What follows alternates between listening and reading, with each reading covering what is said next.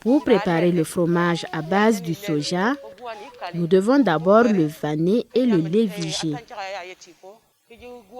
Nous le mettons ensuite dans l'eau propre pendant au moins 12 heures. Mais à chaque 6 heures, il faut renouveler l'eau qui le contient.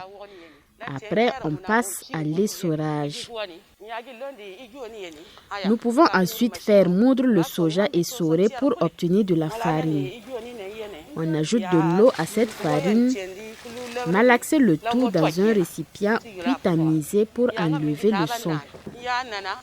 La pâte ainsi obtenue est passée à la marmite pour ébullition.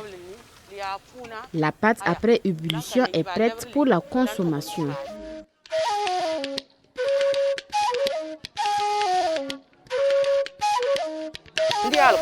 Sur 6 kg de soja transformé, je peux réaliser un bénéfice de 1500.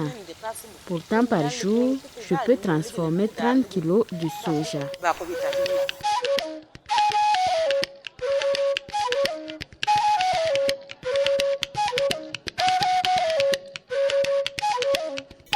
La préparation du fromage à base du soja m'aide beaucoup.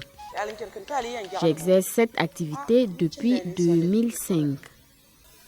Je m'occupe de la scolarité de mes enfants, la santé de la famille, les besoins vestimentaires et autres.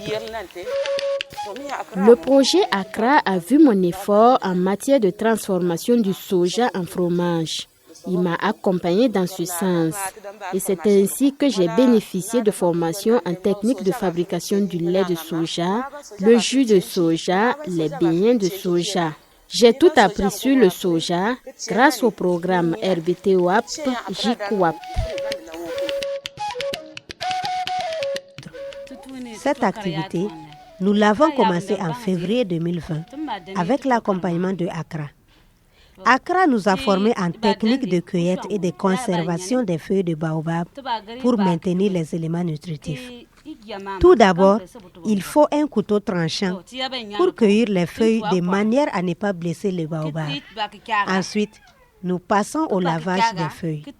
Après, nous faisons essorer les feuilles dans un grand tamis sous l'ombre. Les feuilles sont séchées sous l'ombre avant d'être pilées pour les réduire en poudre. À l'issue de cette étape, nous tamisons la poudre obtenue et nous passons au conditionnement dans les boîtes que vous voyez. L'activité est rentable. Tout récemment, on a mis 20 000 francs pour la préparation et nous avons fait une vente de 30 000 francs. Notre bénéfice est de 10 000 francs pour cette séance.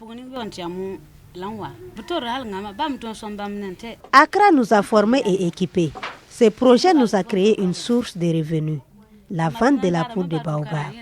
Au départ, on ne savait pas comment sécher et conserver les feuilles de baobab. Même pour la cueillette, on blessait les arbres. Mais avec le projet Accra, nous avons appris à protéger également les plants de baobab.